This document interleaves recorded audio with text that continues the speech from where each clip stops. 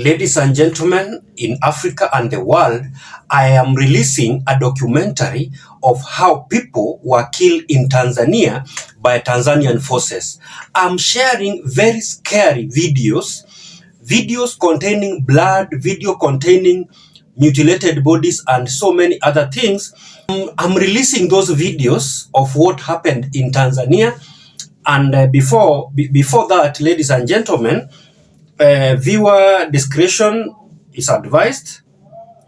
This documentary contains graphic images, disturbing scenes, and descriptions of violence related to the Tanzanian massacre.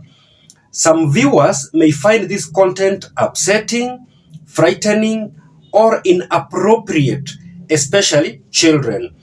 Viewer discretion is strongly advised. If you feel uncomfortable at any point, you are encouraged to stop watching, ladies and gentlemen. For decades, Tanzania has been known throughout Africa and the world as a symbol of peace, stability, and national unity. Since gaining independence in 1961, the country has largely avoided the large-scale internal conflict seen in many other nations across the region. If you look at Tanzanian flag, it does not have any red color, meaning that Tanzania is a peaceful country and bloodshed is not allowed in that country.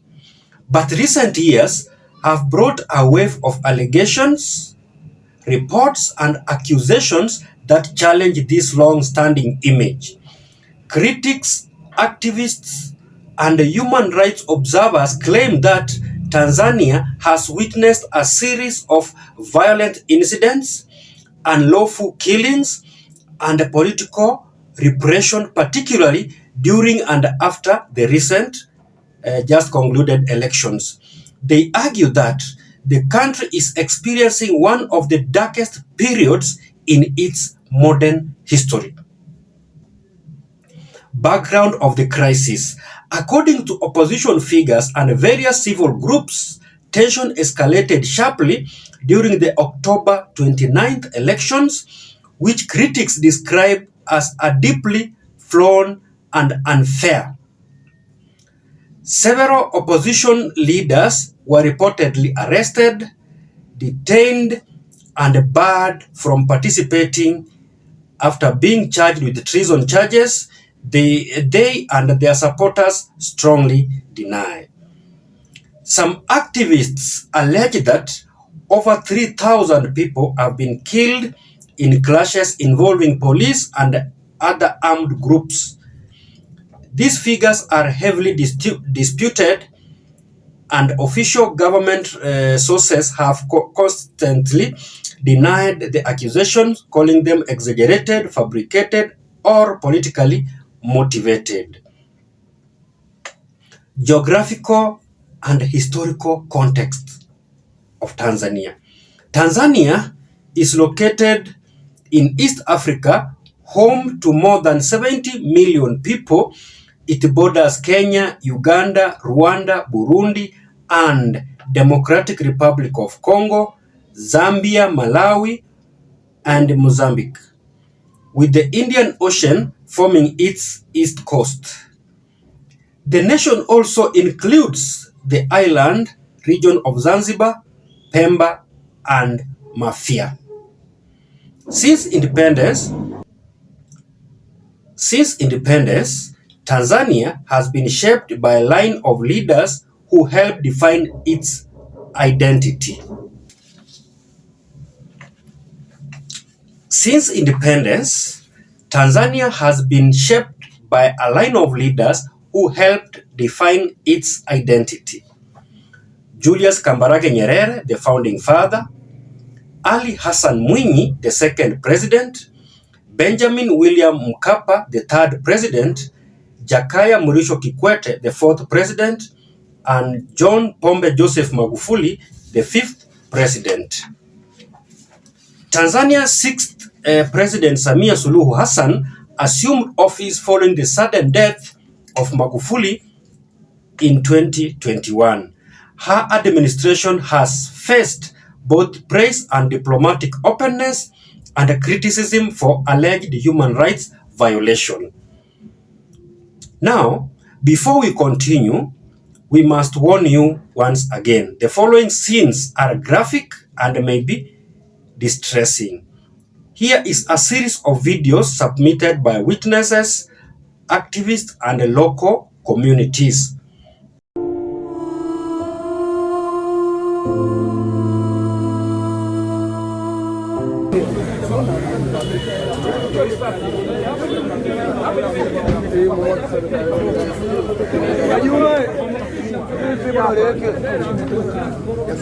Ya imetoka moja kwa moja. Imepitiliza.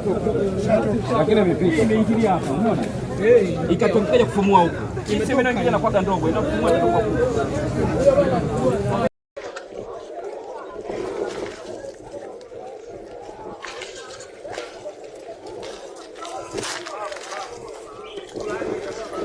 Ya familia.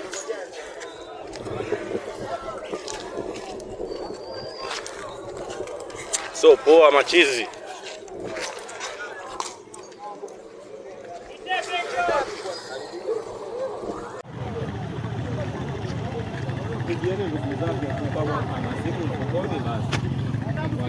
Biashara imekaa. Abachai. Sawa. Sasa tunataka kujua askari gani aliyempiga risasi. Inachukulia ile risasi. Labda nimsaidie kitu kimoja. Inachukulia namba. Huyu ni mwanafunzi. Inachukulia namba. Ukimgusa tunaona pale mtu tayari kashapigwa risasi. Asitoni au mabango, anasema mabango asiendelee. Wanatulia watu wetu hapa. Mwingine kashapigwa risasi pale. Mwanangu kapigwa risasi kwa babake. Wewe chali. Toa bango hilo. Ndio tuangalie mtoto kapigwa risasi.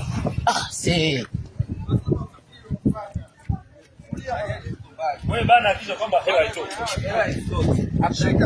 au kawezi mtu kushika. Hapa angepata bajaji. Rudini mkakae ndani. Mkakae ndani. Njoo mwanangu akusema atakubwa. Tunge kwa babake. Mama tulieni ndani kwenu. Polisi wanaingia mtaani wanaua watu mtaani. Polisi wanaua watu mtaani, kweli mtaani. Nyumbani mtu anapigwa risasi hivi nyumbani kwake. Jamani, tunaombeni msaada, mnaona wamepigwa risasi. Huyu ndo amepigwa risasi nyingi sana. Jamani, watu wanakufa jamani. Mnaona hivi jamani? Tunaombeni msaada, mnaona watu wanakufa huko. Tanzania pamoja. Ndio!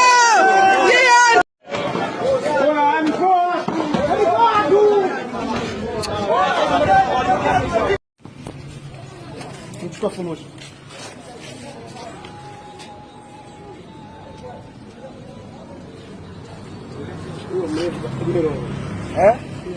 Ana mrefu kama sio utatana namba yake simu nini? Wamempigia.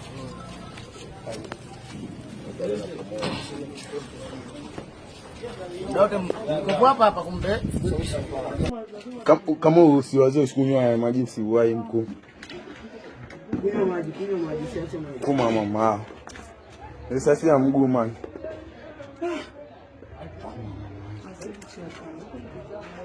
Yaani ulikomona kimbia. Alikuwa kwenye pikipiki. Sasa kwenye pikipiki. Ameshakufa? Kafa. Na wapi unawamempakia? Wamempakia na kuna mama yuko. Acha basi. Kabati shati gani? T-shirt gani? Kabati shati gani? Kwa shati nyeupe. Ana alikuwa nyumbani. Shati nyeupe. Kabati sio kabati shati gani? Acha tu. Nisije nikatoka nje. Kuma mama. Watu wanachukua risasi wanaenda. Wengine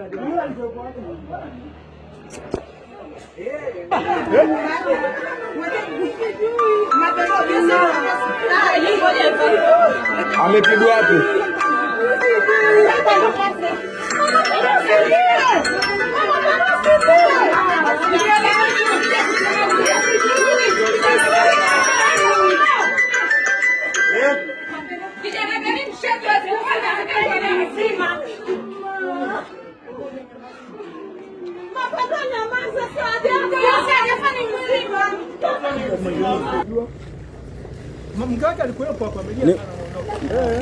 Ni mwanamume amerudi na pikipiki. Hebu mfunue dada.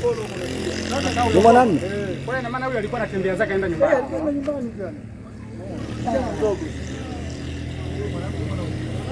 Wanaume.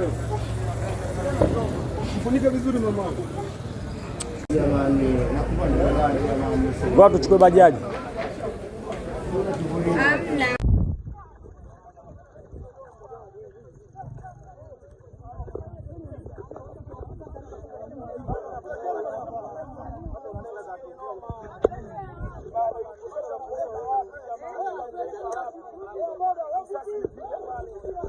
Hajapigiwa nyuma kweli?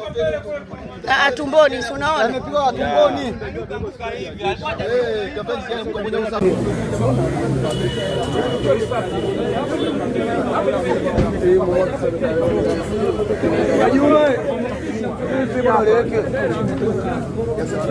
Imetoka moja kwa moja. Lakini imepita. Imeingilia hapa, unaona? Ikatokea kufumua huko. Iseme na ingine inakuwa ndogo, inafumua inakuwa kubwa. Polisi wanaingia mtaani wanaua watu mtaani. Polisi wanaua watu mtaani, kweli mtaani. Nyumbani mtu anapigwa risasi hivi nyumbani kwake. Polisi wametukuta tumesimama tu hapa, wamepiga risasi za moto. Tanzania hii nchi yetu hii, mtu kauawa hapa mbele yetu.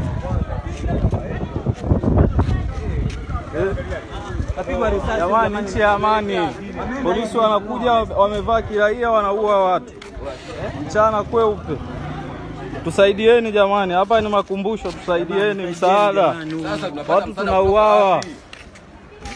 Polisi ndio wanaua watu. Sasa wewe unampeleka wapi? Watu tunauawa huku jamani, tusaidieni. Kama ni jeshi mnatusaidia, kama ni nani njooni mtusaidie, tunauawa huku.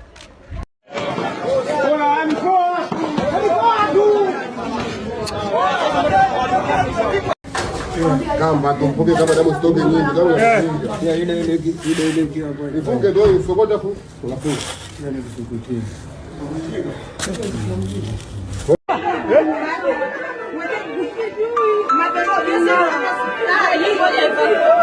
Amepigwa wapi?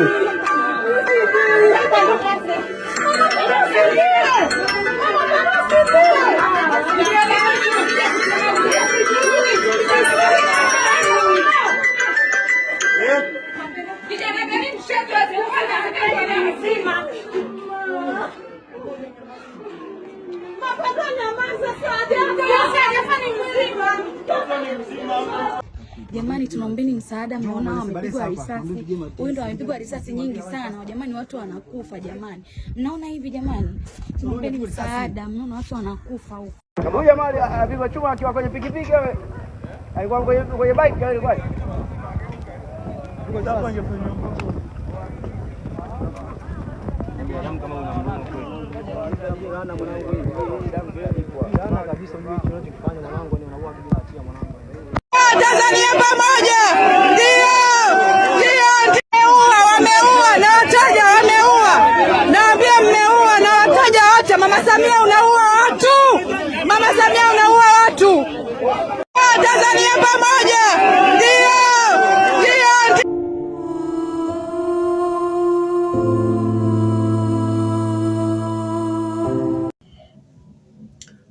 As you can see there, people are being killed, people being forcibly removed from their homes, tortured and shot, unarmed civilians facing violence confrontations, scenes that appear chaotic, tragic, and deeply unsettling.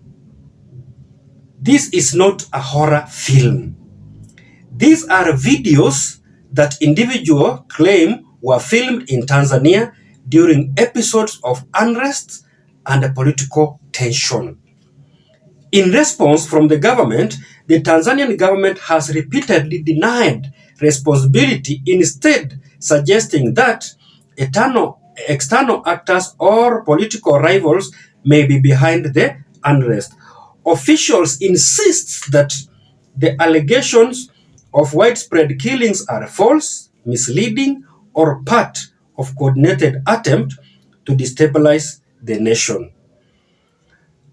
But for those of us, the neighbors of Tanzania, we can clearly say that whatever you are watching in this video are actually true, and these videos, most of them were captured by people in Tanzania. Even some youths who are criticizing the government or trying to talk about the oppression by the government were arrested and charged with treason. Others have been in jail up to recent, until when the president decided to release them out of pressure from external forces. Among the individuals swept up in this conflict is Tanzanian influencer and businessman Jennifer Bilikwiza Jovin, popularly known as Jovin or Nifa. She was reportedly arrested for charged with treason, allegedly for sharing or participating in a TikTok challenge that authorities claimed had political implications. Her arrests sparked outrage across social media, becoming a symbol, at least for critics, of the shrinking space for free expression in the country. Rais Samia ni watoa hofu kwamba hakutakuwa na nywinywi wala nywinywi wala nywinywi, hakutakuwa na nywinywi wala nywinywi. Rais Samia nywinywi wala nywinywi.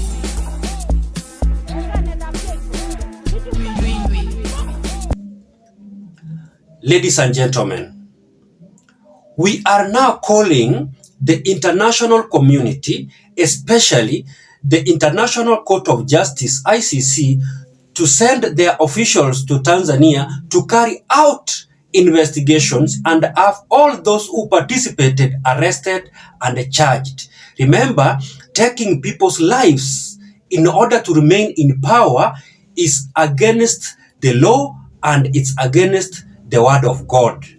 Ladies and gentlemen, President Samia Suluhu Hassan should be held responsible and be charged in the International Court of Law for crime against humanity. We understand that leadership is not by force. You can't lead people by force. That is why we have elections after every 5 years in Tanzania. That is why we have an election period in many countries. If your performance is good, then your people have a chance of giving you another opportunity to lead. But if your leadership is not good, then people have a right constitutionally to send you home through a ballot. But arresting people, arresting your critics, and throwing them in jail actually is against the law. No matter how long it takes, justice will be served in Tanzania. Even if President Samia Suluhu will not be charged since she's in power. Remember, power is temporary. Power is transient. One day, Samia Suluhu will be a common citizen. And that is the time when his wars will start. Ladies and gentlemen, I'm Honorable Don Rogers, a Kenyan journalist, social media influencer, a voice of truth, and a human rights advocate. Thank you. Thank you very much. Mungu ibariki Afrika, wabariki